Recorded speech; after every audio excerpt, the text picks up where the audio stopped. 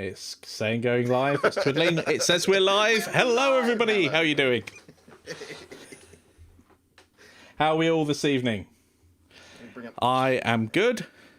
How are you, Yann? I'm a little headachy, but other than that, I'm pretty good. Just wait. Yeah, so I do apologise. Before we started the stream, I was playing. There we go. I had to mute you on that camera, so. No, I was playing with audio and deafened Yann. A little bit. Something on Windows went, changed you from 50% to 100. Windows is so good at messing with our audio and camera. Every time. Yep. Every time I switch on my computer, something's been changed. so irritating. So we've got one big topic for this evening. Yann and I got talking a couple of nights back, and we were starting to talk about boss battles in games. And I had the initial thought, I can't remember very many boss battles. And then on a long drive, suddenly they all came flooding back in. I'm like, yeah, I think I'm ready for discussing boss battles. There are some that are memorable for all the wrong reasons. I have a weird relationship with boss battles, and I'm actually going to let you go first here, but I'm going to spoil this a little bit by saying overall, I hate them. Because to me, they feel like a massive difficulty spike that relies on mechanics that aren't in the game. And there are exceptions to this, but I haven't played them. Like, I haven't played Dark Souls, where it's just, okay, here are the mechanics, now really put them to use. I haven't played that. But things like the Deus Ex reboot, where it's like, here's the difficulty level, it's fine. Now here's a boss that cheats, and you have to take them down 15 times until you suddenly get lucky. But Mikey, tell me about your experience with boss fights. So apart from, I think in general, they obviously stem from way back in the day, perhaps getting you to put your quarters or 50p's or 10p's, whatever it was, into the arcade machine, go give it one more go. And some of my first sort of really early experiences were probably Mario Brothers, where you go through and then you got King Koopa at the end and, he's not there, and you keep on going. But one of the irritating things was always that you would get to this point in the game, and if you died, you went all the way back to the beginning. And obviously games are in general, a lot easier since then. One of the biggest ones that I feel has kind of let me down, I'm sure this is for anybody who's played Half-Life, is the strange baby-like sort of boss at the end. It's like, where did this come from? In fact, the whole Zen thing at the end is building up to this boss fight that does require quite a bit of skill that you learn through the game, but it's still different. It doesn't feel like part of the game. It feels like it's been put there, and it feels like the difficulty's just been turned up massively for the sake of having a boss battle. Yeah. And I think that's where it really hinges. For me, if you've got a boss, you should be utilising the skills that you've learnt through the game, and that you have to apply them in a way that is challenging. Not necessarily face the same enemy you faced before, but with 30 times the health, and they've got shields, and they spawn defenders that swamp you every time. And I feel that's just cranking up the difficulty for the sake of making it a boss. That might be the idea, the point behind a boss, and I'm not getting it. Well, that was what I was going to say next, is I feel like, let's say you guys are designing a game, or we're designing a game, and you want to have a boss in there. The big question I want to ask you is why? Now, there's all kinds of reasons why you might have a boss, but if you don't have an answer to that question, you probably shouldn't have one. It's like I used to tell my technical theatre students, the wrong decision is the one you didn't actually make, you just assumed. Right? It doesn't really matter if you decide, okay, I want to reward the player with feeling like they can get through this incredibly difficult challenge, or it's important for the story that we have this big denouement at the end of this chapter, and then we can start this next chapter with this, the world state has changed. All too often, for me, it feels like boss fights are there because we expect boss fights to be there. And that to me feels like a bad reason. Yeah, it's just copying everything that's gone before. And you'd kind of expect that as games have grown up over the years. There would have been a certain style of, let's ramp up the difficulty towards the end of each of these sections. I remember playing things like R-Type, where you'd be playing for ages and ages and ages. You get to this really difficult one, and it's just sustained fire over and over again. Or, and probably the worst type, and I know you'll probably delve deeper into this, is when you need to learn something very specific about the boss. So it doesn't become a game. It doesn't become a game of skill anymore. It becomes a game of learning the pattern. And as long as you've got a good memory, it's no longer the game you've been playing up until that point. Well, I was watching Game Maker's Toolkit earlier, which, if you're interested in game design, is a YouTube channel I really recommend. Brilliant. And he was, I forget the guy's name, but he was exploring the way the bosses in Cuphead work. And Cuphead is deliberately very difficult, and aesthetically, the influence is very clearly 1930s style cartoons.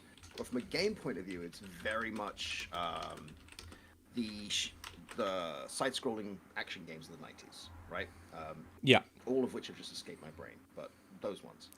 RoboCop, for example, where you get these big, larger-than-life bosses that take up most of the screen and are a threat that way.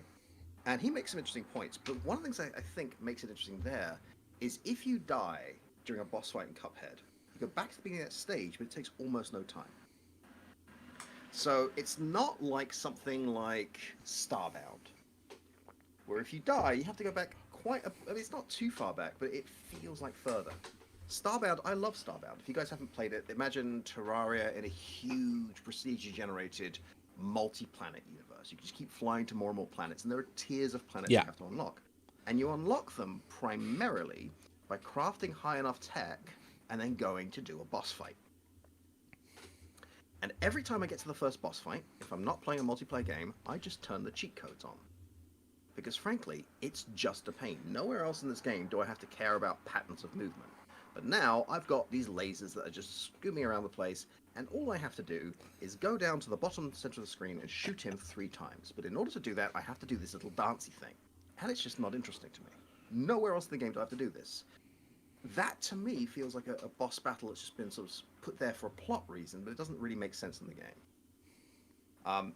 I think games like Cuphead do it much better, partly because that is expected in this type of game, but partly because dying is part of learning how to play that game. So when you die, like the first time the creature, the giant fish dude, makes a laser beam that covers half the screen, he'll telegraph the move. You don't know what the telegraph means. You're going to die. But now you know they're going forward. You feel like you've achieved something.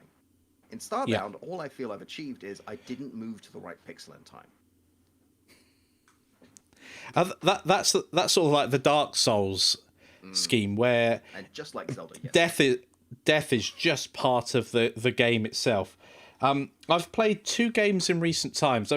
I mean, the boss fight is kind of gearing you up, and I don't feel too bad if I get reset to the beginning of a boss fight. Or perhaps I get a couple of chances at the boss fight rather than being sent all the way back to the very beginning of the game. There have been a couple of boss fights that I've played recently, in recent memory. Dying Light. They weren't really bosses, they were just high-level characters. But they were just characters that were difficult to defeat. I mean, they were supposedly humans, but you're either hacking at them or shooting them, and they just have health that's 20, 30 times higher than it should be. Yep.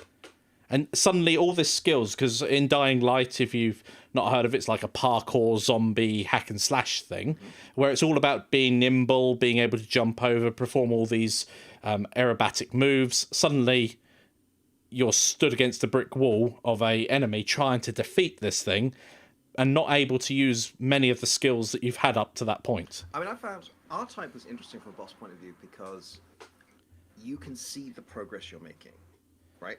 You have to destroy bits fall off. Right. Something like Cuphead, it's a bullet sponge. So you really, like, shooting is not difficult. You just keep doing it. It's free, you don't have to reload, there's no time difference. So it's really just moving around the screen and just waiting an unknown amount of time until the boss decides it's had enough and moves on to the next stage. Yeah. This is not my final form. This is my final form. All your base will belong to us. I am dead.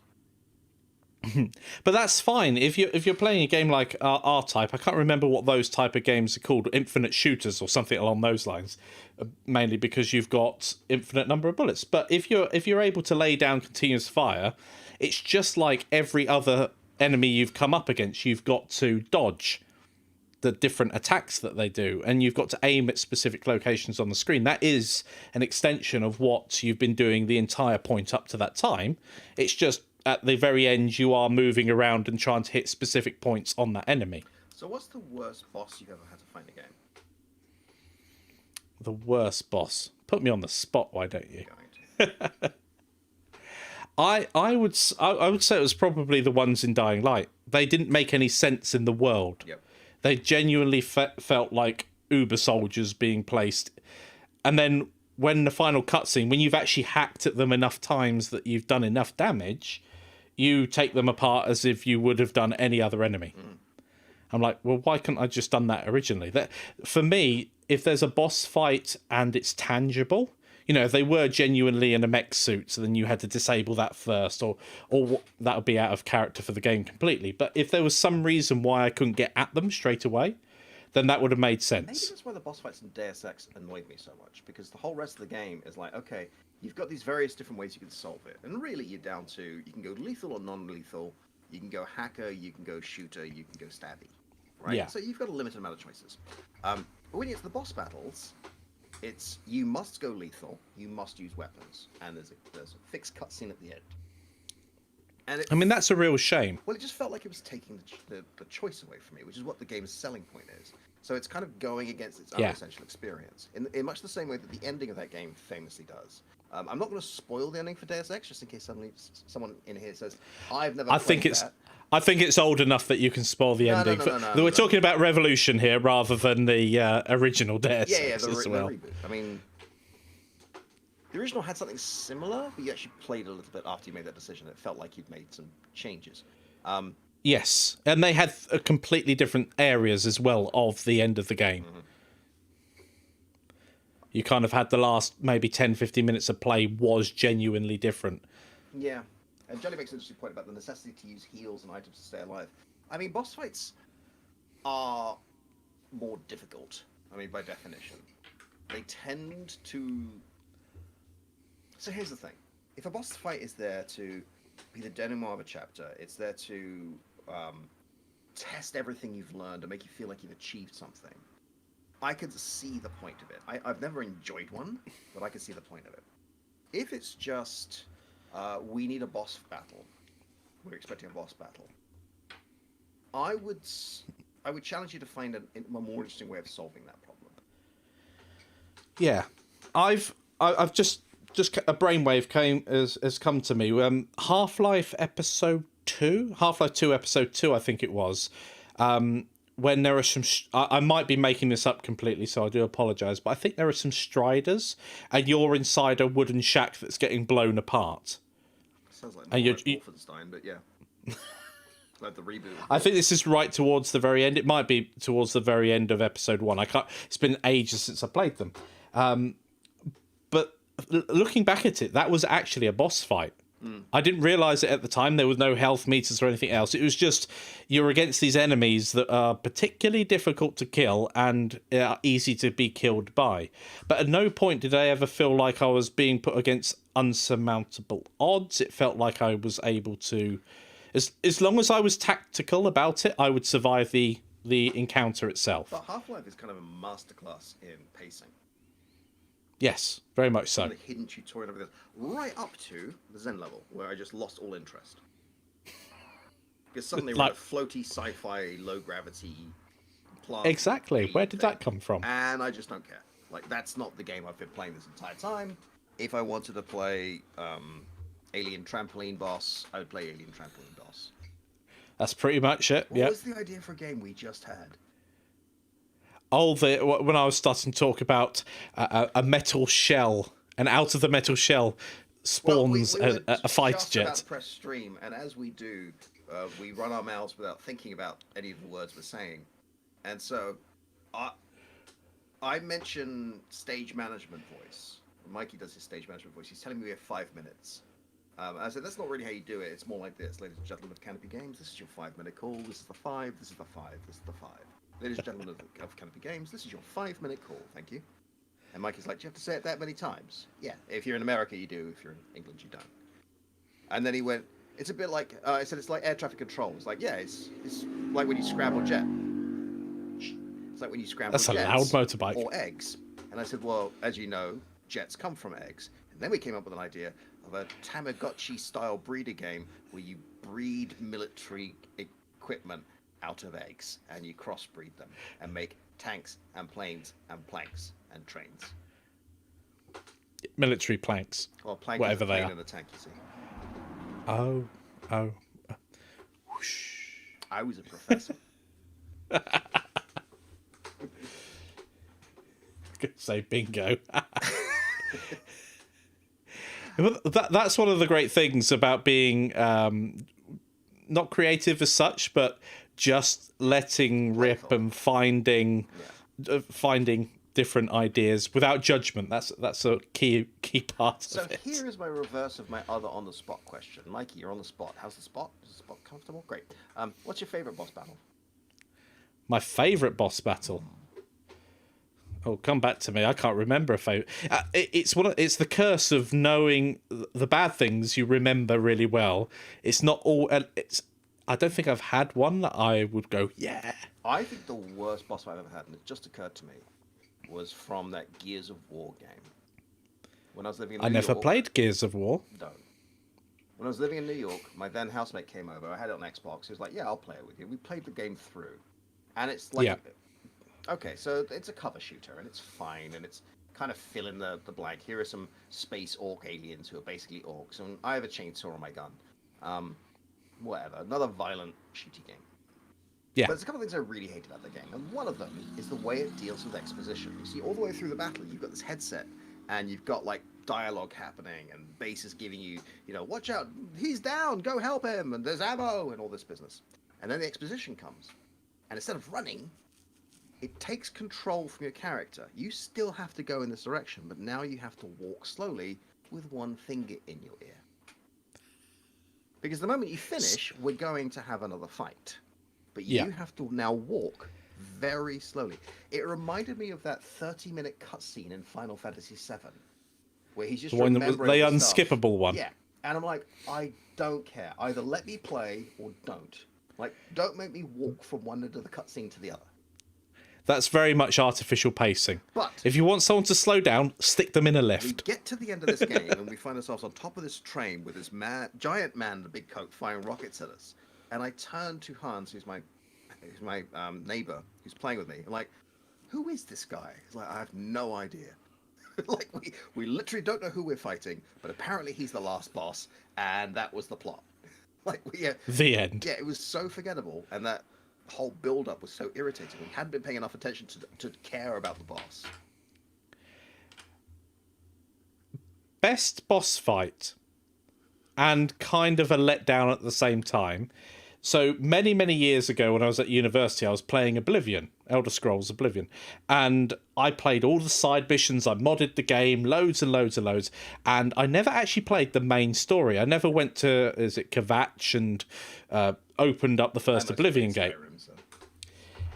So I'd gone through the entire game, and many years later, I decided to cheat.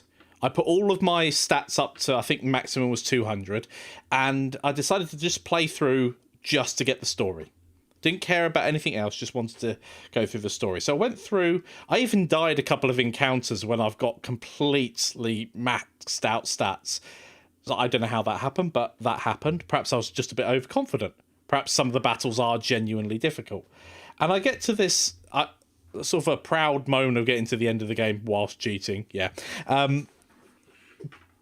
But it was a very surprising. It was completely out of the ordinary having this huge towering boss at the end of the game.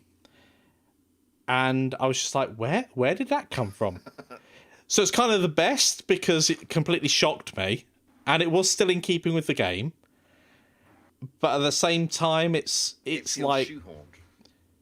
It doesn't feel like part of the game. It doesn't feel like the end of Doom, the very new Doom, where you're facing this giant goat-headed demon, and he is absolutely massive. He's in the background. That's to be expected. That's been in the franchise for years and years and years. But that type of shock, I was just like, oh, And the secret head of John Romero in that level. I didn't know that. I mean, is that one of the skulls that flies at you? No, it's hidden behind one of the textures. You have to cheat and fly over there. But there's okay, Romero's head on a pike shooting skulls at you.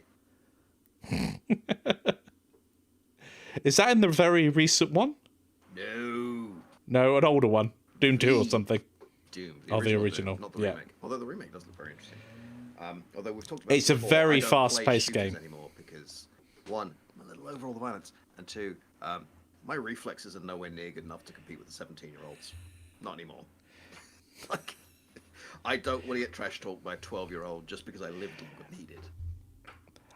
The one thing I don't get on with Doom, particularly the most recent ones, because they're so fast paced, but they encourage you to do melee. That's how you get all of your health, armor, and that sort of stuff. So I'm a long distance player myself. If I'm teaming up to play with someone, I'm the sniper.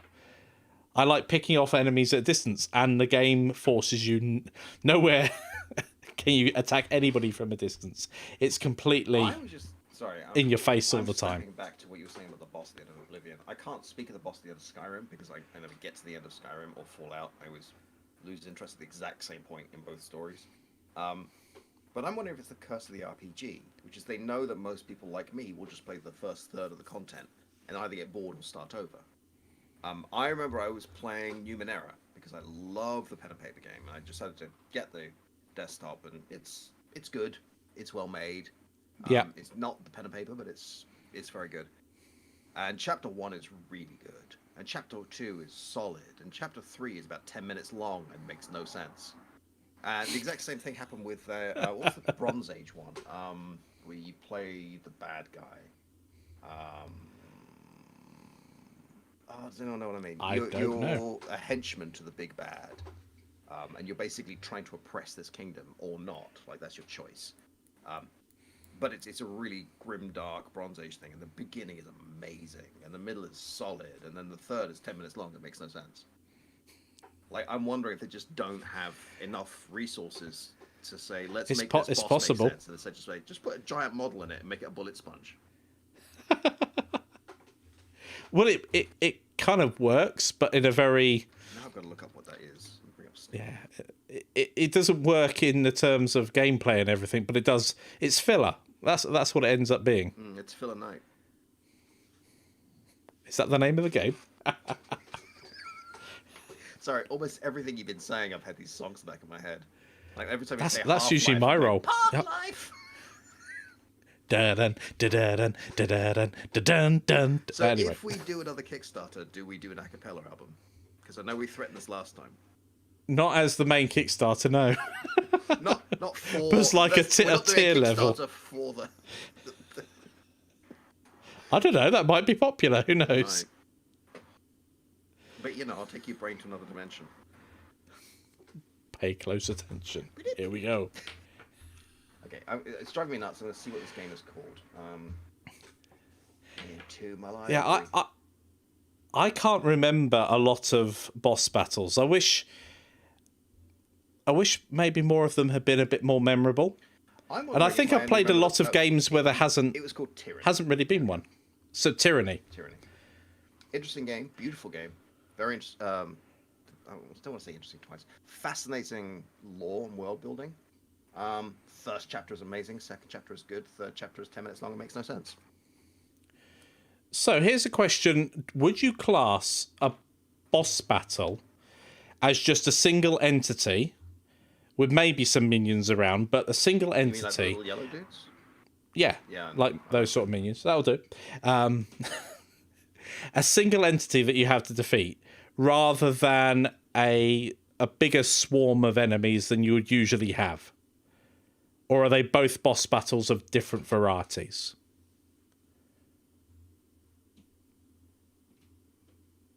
I don't know, but I'm wondering if maybe the best boss fight is the one you don't realize is a boss fight. It just naturally occurs in the gameplay and the story, as opposed to, and here we're going to lock you in a room with a big dude who takes up half the screen and takes 25 minutes to kill. You must memorize all of his patterns.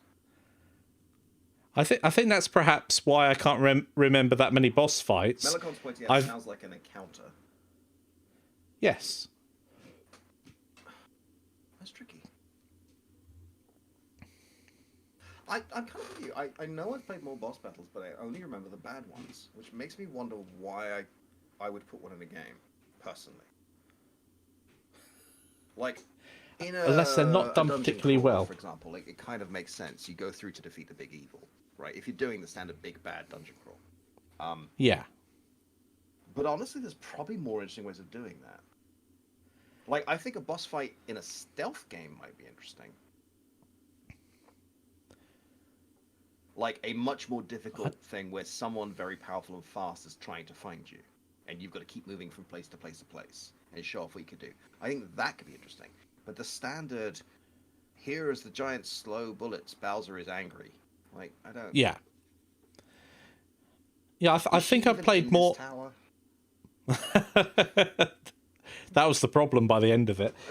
Yeah, I think I've played more games where you get encounters rather than having a single foe to fight. And those encounters, they can be memorable, but they can also just be everything you've done so far, but maybe the difficulty curve is that you're low on ammo by that point, or you've been forced to play in a certain way. And it goes back to what you were saying earlier with stealth. If you've got something like Deus Ex that enables you to play stealthy all the way through... It's what it feels like a completely different game. Oh, speaking of which, a different game. So Dying Light had a DLC, and when I bought it, it was after the actual game had been out, so I got them both at the same time. So instead of being in a city where you're doing all this parkour over the buildings, you're suddenly in the wide open countryside. And to get around, it's recommended that you use the car. And if you're out at night, you're pretty much dead. But I've gone from being this super badass in the game, being able to kill off zombies very quickly, and all of a sudden, you ended in this place. You're an Uber driver, and you get your ass handed to you time and time again. I'm like, but I left the city and I was golden. Yep. Now I'm getting completely... Yes, exactly. Not fun at all. I would be interested to see boss battles and things like a rhythm game. Like, how would you even do it in something like Rock Band? I don't know. Without just upping the difficulty to playing more notes. Right, like... That's the thing. What we don't expect to see them in other styles of games, so why do we keep expecting to see them in... Maybe a back and forth. You know, like dueling banjos. They play a riff, you play a riff, and it goes backwards and forwards like that. Rock Band, your riff is, here are 1, 2, 3, 4, 5, 6, 7 buttons. Or if you could have some sort of database with other players, and therefore your boss battles or your encounters are actually solos against other players. That'd be an interesting way of making sure that it's different on each encounter. And it's because Well, do you remember the boss? an AI playing a rhythm game, it should nail it every time. Well, yeah, it should do. Do you remember the boss fight in Minecraft? Did you ever get that far? The Ender Dragon. Yeah. Oh, I've seen it plenty of times, yeah. Well, that's the thing, is I saw it, I went to the end, I took one look at it and went, I'm not interested in doing this. Like, that's great, though, the freedom of the game. For me was, I'm going to create my own adventure and world. Like, this end state, I'm glad it's there for those who want it. I have no interest in that. I've never played it. I've watched the kids play it several times. And I'm one of those, I don't know whether you call it a purist, but I play Minecraft in survival. It's got to be in survival. Yep. It's got to be on hard at least, unless I play Java, in which case... about 10 years, but yeah. Yann, can you speak louder? I can't turn you up anymore. Who's saying that? I don't see anyone saying that. How about I do this? Melicon, oh, you're so much louder question, now. Boss battle leaderboards. So the problem with the boss battle leaderboard is you're not actually you're not testing your skill. What you're doing is competing with somebody else's best ever run through. You're optimizing at that point. You're not playing the game anymore. You're kind of optimizing your score. I mean, you remember when you and I were playing a lot of speedrunners, and I decided at one point to try playing it online with random people. I'm pretty good at speedrunners when it's with our circle of friends. Yeah. Playing online was a complete disaster. Like, everyone I was playing against knew pixel perfect every shortcut. Yeah. And every glitch and everything else. And I just... There was no reason to play the game. I was just making the experience worse for everyone else. I have a very similar thing if I play something like Counter-Strike. And I don't play these games to win anyway, but when you're playing a fast-paced game like that, where you can get knocked out so quickly, and you're always sat in the back of your mind going, that was almost too quick, almost inhuman quick, like there was an aimbot or something. But genuinely, some people are that good. But if you're joining a game, you wait in a queue, you've waited sort of 5 minutes, you start the game, you die within 30 seconds, and then you've got to sit there for another 5 minutes. That's not my idea of fun. At that point, it gets a bit, hang on a minute. That's what I'm thinking, right? The problem with doing leaderboards is you're going to get massively outclassed very quickly. Because somebody out there is going to be spending so much more of their free time doing this, unless you're that person. In which case, this isn't a boss battle, this is you trying to prove you're the best in the world. Yeah. And that goes into all esports and everything else at that point. I mean, is it StarCraft? They talk about actions per second. Yeah. Where if you're not like close to 1,000 actions per second, there's no way you'd ever be able to win. So I mean, I've never played StarCraft, but yeah. I haven't either, but I know it's one of those you have to be really, really good to compete. Though I was in the top 5 percentile worldwide for Rock Band 3, Expert Guitar.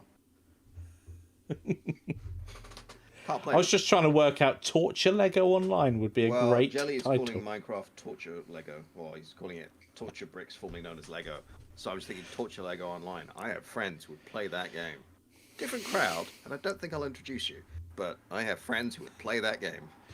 Torture Lego Online. It sounds like you'd try and flick bits of Lego underneath people's bare feet. The only thing that's more painful and more surprising than an upside down wall Well, you plug. know those. You've played D&D, right? You know those D4s, those four-sided I dice, have. those pyramid ones. Yeah. We always called them caltrops because that's always the one you're going to drop, and it's always the one you're going to stand on.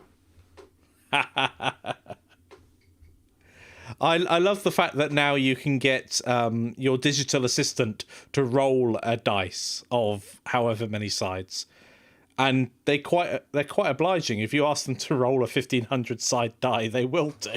I mean, it's just a random number generator. Yeah, but it's pretty awesome if you don't have the dice available. So dice. I don't know. I feel like we're talking about boss battles. So, Mikey, how's your week been? Because you've been somewhere special. I had a break this week, a working holiday. I went on a narrow... Well, I say this week, I came back at the weekend. But yeah, I was on a narrow boat down in Stratford-upon-Avon, which is where Shakespeare's from, apparently. It is. There's a big statue of him. And one thing that I... me being me, I was looking around and thinking, and I'm sure this is not the case everywhere in the world, but England specifically, because we've got all this history, just in one town, you've got this resource and wealth of different structures, different architecture, different everywhere you look, from new all the way to old. And I've taken maybe 1,000 odd photos of random textures and I mean, take a picture of this, take a picture of that. Texture model. Texture modeler's dream. Stratford-upon-Avon, it has to be said. It's particular, and the weather was good for most of the time. But yeah, I say a working holiday because on the way from where we started on a narrowboat to get all the way down the canal to Stratford-upon-Avon was 18 locks, I think. Mm-hmm. And so you're cranking these locks open. Yeah, it was good. It was good fun. We got into a rhythm in the end. A long time ago. We even left one of the things open, which made it take ages to fill up. Muppet. We eventually were told you need to wind that down, otherwise apparently you can empty the canal, which is not good. Because we were having a discussion earlier about a couple of things. Now we've mentioned what we're going to be doing next. I think my next big course, unless God of 4 is suddenly announced for tomorrow, is going to be Mag Racer, and I've been trying today to get the AI working. And I have some good news and bad news for everybody. The good news is the AI now works. The NPC ship can now navigate along this magnetic track really smoothly. The bad news is it gets to a certain corner, and then apparently I break mathematics. Because the error code I'm guessing is maths is not applicable. Which doesn't help me much. So I'm going to have to go through my code line by line to find out how I broke Euclidean mathematics, which I'm a little bit proud of. It does make me feel a bit like a supervillain. So I'd like to do my supervillain laugh. Thank you. And Mikey and I were talking a little bit about his next big course. I don't know if Mikey wants to talk about it or not, if I just have to tease it there. Yeah, so I've been umming about specifically Blender. Just been umming about how to structure a decent course that gives people the opportunity to jump in where they want to jump in. And this is always a big challenge. Yep. And so far, I've got the idea of making the course in a way that focuses on the particular areas you might be working in. So whether that's modelling, sculpting, and these would be different sections. And even though they would go in a certain order, you would not have to take the previous one to do the next section. They would be isolated, almost like a mini course in itself. What I was going to say is we could probably use Teachable's bundling system to make a bunch of mini courses. And if people didn't want to take the sculpting thing, they just wouldn't have to pick that one up. Yeah. And I think that's really valuable. That's some of the feedback that I've received from the Complete Blender creator, that it's 40, 50 hours long, and I don't know where to start, or it's too long, or how do I get to a certain point? And one of the other bits of feedback was because everything's covered everywhere, it's nearly impossible to take a certain part of the course. Yep. So being able to still deliver all of that content, but in a more concise manner where, sure, you want to learn about sculpting, boom, modelling, boom. You want to learn about materials and texturing, that'll be its own specific section. And then also I can do some deep dives as well, because one of the other things about just touching the surface of everything means that you can never really go deep in it, because it makes the whole section itself feel very unbalanced. Because we were looking at the proposed curriculum. Well, first Mikey sent me his proposed curriculum and said, do you have any suggestions? And what I saw was, you cannot access this board. And I'm like, I've got one.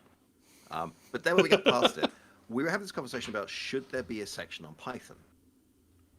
And my thinking was, that feels like an entire course. And Mikey's like, yeah, probably, but well, I don't need to speak for you. But, well, you... Yeah, the thought on something like Python was that if you're brand new to Blender or brand new to Python in Blender, then being able to just get enough of an idea of what you can do in it, even if you're doing monkey see monkey do in that particular section, it gives you enough of an idea of whether or not you want to really double down on those skills and automate Blender to do your own will. You should use Python to make a tool called monkey see monkey do. That should be the section. And you spawn Suzanne. All it does is you do a thing, and then it does it over there. Make me a monkey. It's mirror, basically. Yeah, that would work. So yeah, and there's another exciting thing that I'm working on at the moment, but I can't reveal any more about that currently. Because that doesn't just involve us. No. But I'll be talking about that probably within the next couple of weeks, I reckon. Oh yeah, that's soon. Yeah. Very nice. I've got a meeting at midnight tonight. It's been a very long day today. Oh dear. I was looking at, actually it was Ria's model on our Discord of the little floaty shippy thing he made that to me looks like a great Mag Racer candidate. And what it really makes me want to do is get some shader code in there, which is tricky because I don't know any shader code. My math skills are not developed enough for shader code to make sense to me yet. But I would love to have a refracted area behind turbines and thrusters, so you can see where they're on because the way you can see this invisible force, right? You can see the light refracting through it. I think he's actually in chat at the moment. Do you mind if I show people your model? Do you mind? We have to wait 10 seconds. Of course, but I've got it on the screen ready to show off. La la la la la la. I'm going to turn him down. Hold on. There we go. He's now silent. It's just la la la la la la. Ooh, lightheaded. There you go. You're turned back up again. I don't know what that is. I presume it's like jelly beans. So whoop. What loops? Isn't that a? There we go. So Isn't that a awesome. muscle I was loop? I was sat with Ryan. We were going through the engine Just go construction the ahead. other night. Yeah, it was pretty awesome seeing the model come together because I've seen it from just a wing all the way through to the rest of the model come together, and all these little details I around can't it. see it here. I have to look over here. Oh yes, it's on the stream more than anything else. So yeah, fantastic model being put together there. See, what I'm thinking is that little turbine at the back and also the two little thrusters underneath would be perfect for not wind turbine, refracted. So a heat shimmer. A heat shimmer, or just to be honest, just a flame shape that just reflects light. It doesn't have any texture of its own. It just changes what you see, because seeing that is going to make people think, oh, that's how that works. Yeah. But Well, that part of the vehicle is going to be hot. So even when it's not got thrust coming out the back, it's still going to be hot. I mean, as you know, in real life, mag racers have very hot thrusters. Exactly. I'm going to play with my pen now. Yeah, I should do a course on that. Well, we played lots, didn't we? We were thinking very in depth as to how these things would actually work, so we could make them convincing on the track. Like at one point, we were even applying thrust to the front, to the sides, to try and get it working as it would do in real life. My side is going to be getting enough detail on the track, because at the moment you don't have any real sense of speed. That track is enormous. The ship is enormous. And there's one area on that test track where we have this 2-meter tall thing that just zips past. Yeah. And I'm wondering if I need to start, as part of the curve that generates the track, if I start generating struts along the side or something like that. Just so you can have something that zips past. The problem is, after a certain amount of time, you'll start getting highway hypnosis. Well, perhaps some other structures around the track as well, occluding corners, etc., will help build up the anticipation. The complete Yann developer course. I'd like to see that. Well, one of the discussions we were having on the Discord earlier about future course ideas, one of the questions I put out there is, how long should a course be? And it's interesting. We got a couple of responses from it, and it's difficult to narrow it down, because if you took a course that was highly specific and was only 2-3 hours long, that's just as valuable as a course that has more in it, but obviously covers more at the same time. So it's a very difficult balance. And we know, and of course, completing a course. We know from research, and by we I mean the industry, that Well, just the analytics. well, yes, that too, but the vast majority of people will not get through the course. In fact, one measure of a course being really good from our point of view is, do most people make it past the 2-hour mark? Because for a lot of people, courses are like gym memberships. You really want one, you know it'll make you a better person, you try it for a couple of hours, and then you just say, I'll finish it later, and it never gets used again. Well, it can be no end of reasons. It can be life gets in the way. And having a hobby like Blender is incredibly time absorbing. Oh, yeah. You know, kids come along, ill health, work demands, anything. It's really suddenly weird, 'cause I don't your even time have takes kids. take off. They break into my house and they come and bother me. I'm like, I want to see ID. You on about your cats? Play. All the cool kids were talking about being bothered by kids. I wanted to join in. Am I all the cool You are all kids? the cool kids. No, And I'm all the single ladies. All the single ladies. It's really daunting, though, if you've got a really big course, because you may be thinking, oh, how can I possibly start that when it's 40 hours long? Obviously, starting the course is the most difficult thing to do. And once you're on the course, it's just keeping that momentum going through hours and hours of content. And that's why it's great having a project, I think, per section. Well, there's also... There comes a point where a course is so big you don't buy it. And this is something you and I have talked about a lot. Currently on the Godot remaster I'm doing for Game Dev TV, because both the old and new sections are on there, and I've almost finished the remaster, so it's almost the entire thing. That Godot course is now 45 hours in length. And that's a lot of commitment to sit through videos of some weird Mary Poppins sounding dude making sound effects and singing "Oh Mickey, you're so fine" while he's working, right? Something like Blender, you could easily fill a couple of 100 hours if you really went into depth with everything. But there comes a point where that's a degree program. Yeah. That's a huge commitment just to sit there and learn on your time off. I personally, as an instructor, teaching someone to a certain depth level is important. It's very easy to gloss over things, but then people don't get the core learning that they need. But at the same time, but at the same time, going into basic modeling, you get to a point where I don't know whether you call it learning fatigue. You've covered that topic so much now, you just need a break from it for a bit. To me, it's one of the... To misquote Malcolm Gladwell, there is no perfect course. There are only perfect courses. I can release a course. I mean, I'll take Discovering Godot as an example, or Godot Getaway. But I saw it on the Q&A of Discovering Godot. Someone was having problem on Lecture 3 with my entire teaching style. They just couldn't understand anything that was going on because my method of delivery was just getting in the way, which is quite a hard piece of feedback. We had another one recently where somebody wanted a refund on one of the courses from Teachable, which, fine.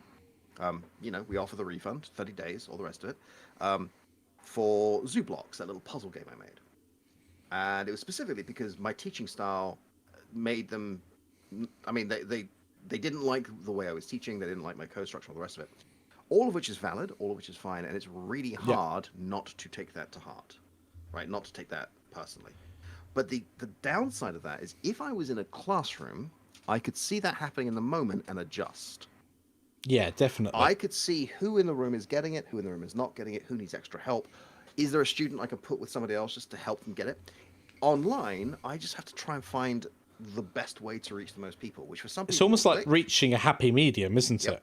And some people will just not like it. Either it's too complicated or it's too easy. I've been called too fast, too slow, too complicated, too easy, bad coding, the coding's too in-depth. I did a whole presentation for this at GodotCon. It's really hard to find the perfect way of doing it. And Blender especially does so much and has such a weird user interface that it's... Trying to guide people with your voice as well. Go to the top left of the screen and then their eyes are in the right place for where your cursor's moving. The worst thing you can do as an instructor is say, click here, then we're going to click there, and then click this button and we're done. It's like, well, I can't follow that. Not that I what did we just do? That at all. I try not to, but it's so easy because you're assuming from your position. I don't customize my windows in Godot, even though I don't want to use the default scheme, and I'd like things that are slightly different layout, because I need students to be able to look at a video and say, it's here on my screen. Yeah. That's a classic one with Blender, that I have absolutely no need for the timeline along the bottom, but it's got to be there, because if I change something about the layout itself, it means that there's a series of questions.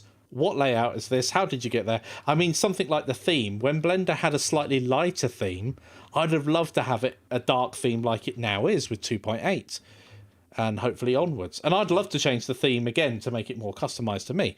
But at the same time, the moment you do that, you're answering Q&A questions on something that shouldn't really have a question of it on that point.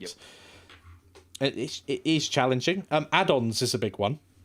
So plugins and add-ons. The ones that come with Blender, I'm absolutely fine with introducing, and then using. There's a few I But would recommend. Like if you're working extensively with Godot and Blender, then I would recommend experimenting with the TSCN plugin, the one that makes Godot native files.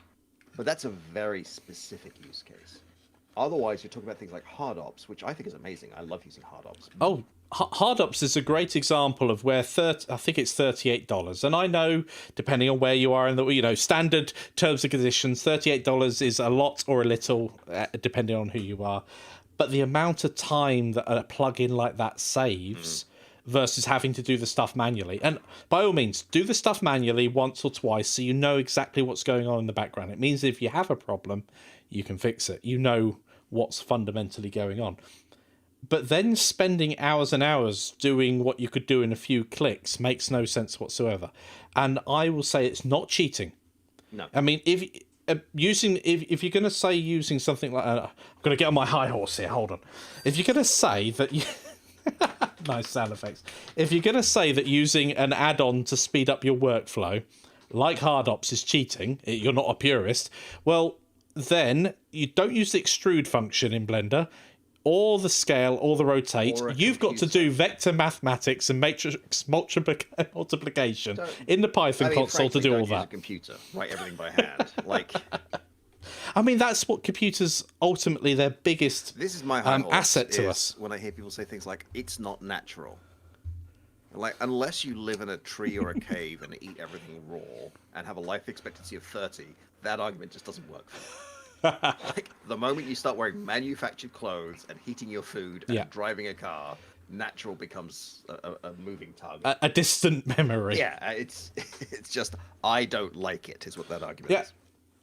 Jelly's just brought up a great example, and one I would lead on to is using other people's assets, bought assets. Especially for background stuff. If you've got a pack that you've bought offline, kit bashing or background assets, you've modelled a wonderful kitchen. Get that asset repo idea going. Yes, we just got to name it something better. We need to find a way on the site of getting people in, because Teachable, which is the back end for our site, doesn't really give you very many options unless you start really heavily customizing it for terms. I'd love to put a page there where people can browse it like normal and download a specific asset. So that I can deliver assets on the website. We would need a custom written front end, we'd need a custom written back end, and we'd need some sort of storage. All of which is available. It's just we time, don't really have the time. we can't really justify making that a priority. That's the problem. Which is why I liked it being a Kickstarter goal, which unfortunately we didn't get for Gotta Getaway. Maybe we would on another project.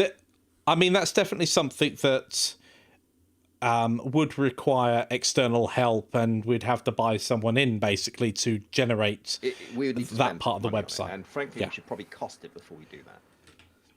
I know last time we spoke a couple of weeks back, when we were talking to people like, what do we do with Mag Racer? And a bunch of people were saying like, put it on Kickstarter, but only if there's meaningful reasons to do so.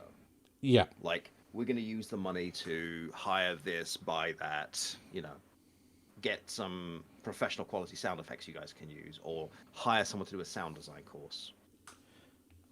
Yeah, there are all sorts of Can you see me ways clearly, by the way? Because you've been incredibly pixelated on my screen for like 10 minutes now. Oh, you're spot on for me. I am spot on. Can you see? Well, I'm streaming as well, so it wouldn't surprise me if I was pixelated for you. But I'm crisp. For once, you've not gone pixelated, which is brilliant. You gotta keep me pixelated. Doobie doobie doobie doobie. Sorry. 90s grunge. You really want to sell people on that a cappella idea, don't you?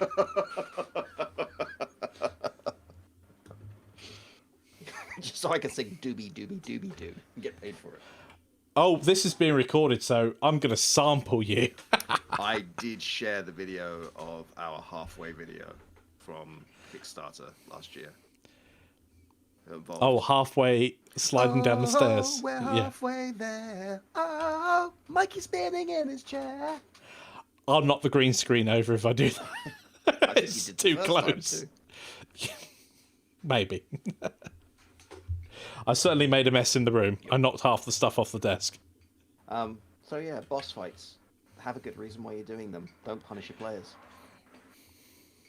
The end. Thank you. Well, we've reached that point in the stream where I'd like to open up to any questions you guys have. Did we get any questions on the Kickstarter page? I didn't see any, but I'm just going to double check. Yeah, if you check there, if any of you have any questions, you can fire ahead. We can do our best to answer them. Jan. Oh, no, that's wrong. Here's the handle. My name is Yann. I'll tell you a little anecdote whilst we're here. So, on the way back from the holiday, I went to Magna. I think it's called Magna. It's basically an old steelworks near Sheffield. Oh, yeah, show me the picture. And I was in awe of the scale of that place. It was I was like looking one end to the other, and I'd never been in a place so big. And I was just like, wow, this is amazing. All the heavy metal work holding up the place. And so I was getting a bit giddy, and I've started modelling all the components I'd need to sort of recreate that industrial environment. Mm-hmm. So there's a good chance that some sort of industrial pack will appear. It's modular kit bashing. We have industrial pack. Comments on there.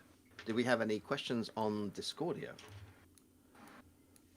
Discordio.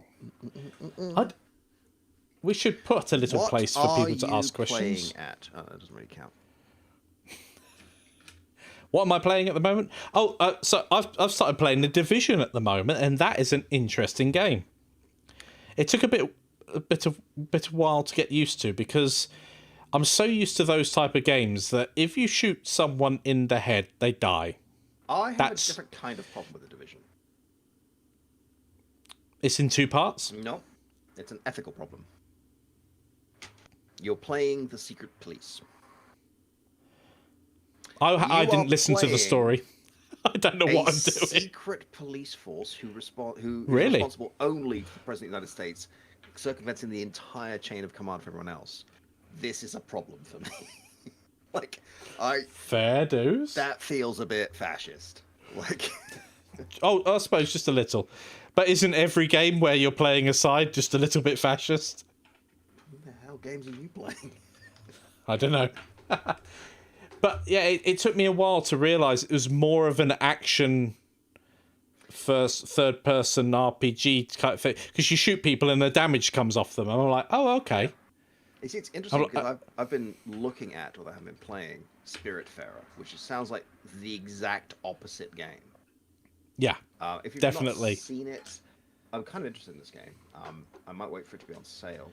But it's a very simple little management thing where you build and manage this pretty little boat and go harvesting and planting things and picking up spirits that you're going to ferry to the end of their journey, and then you have to learn to say goodbye to them. So you make friends, and then so it's a very adult theme, and I mean adult in the sense of you're dealing with quite a painful topic, learning to let go, learning to say goodbye. And I showed the video to Mikey, and his response was, I could play this, but then I'd cry. Yeah, pretty much. Yeah, I'm like, I think that's what they're going for. I don't want to pay people money to make me cry. I'm bad enough at Disney films. True that. Oh, I mean, the film cry in Up or Monsters Inc. Yeah, you don't have a heart. Planet, basically. Yeah, Up. The first time I watched it, I was like, 3 minutes in, and you're making me cry. Not to get too real, my then wife and I had just suffered a miscarriage when we'd seen that. That was like, have we made a terrible mistake watching this movie? And thankfully didn't dwell on that area, but yeah. The fact that it was just hard hitting, and I went to go see it in the cinema when it came out, and you've got all the kids in the cinema going, why are all the adults crying? What? I cried when the first time I saw WALL-E. I cried. I mean, in fairness, I cried when I saw Showgirls. Although in that movie, it was, I can't believe they made this movie. How do I leave? Marley and Me. Marley and Me was an absolutely devastating one for me. Yep. Oh, no. I feel like we may have gone off topic here. I think Corinne's going to have an amazing time editing this area. You're welcome, Corinne. Oh, definitely. I'll just throw Mike and Yann chat really random stuff in the middle here, so she has to watch this bit because I know she loves that. Yeah, we're trying to stay on topic as much as possible. Well, in chunks. Hi, my name's Mike. I'm a bit random.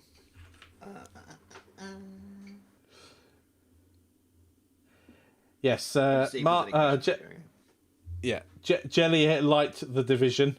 You know, Jelly's computer went pop. You told me, yeah. Not a great time. Broke it. Apparently so, yeah. I such a bad night on Friday.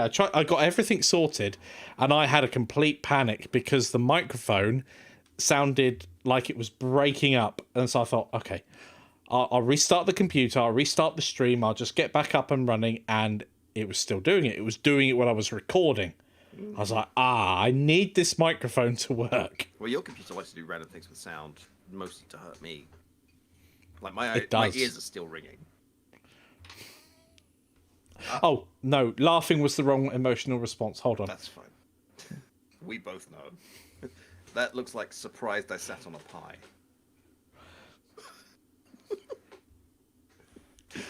Hold on, screenshot for the live stream. You ready? 3, 2, 1. There we go. We're professionals. We're company directors. Oh yeah. Apparently so. We get sent questions from their accountant. I'm like, yeah, that sounds good. And Mikey says, what does that mean? I don't know. So Mikey's left with, neither of us know what you just asked us. Maybe don't listen to Yann. He said yes. I say what? That sounds great. I didn't live in the country for a long time. I don't know what this means. I'll tell you off stream what it's actually about in a moment. Yeah, I'm sure you're fine. Do we have any questions, considerations, interpretive dances, jingles about toothpaste?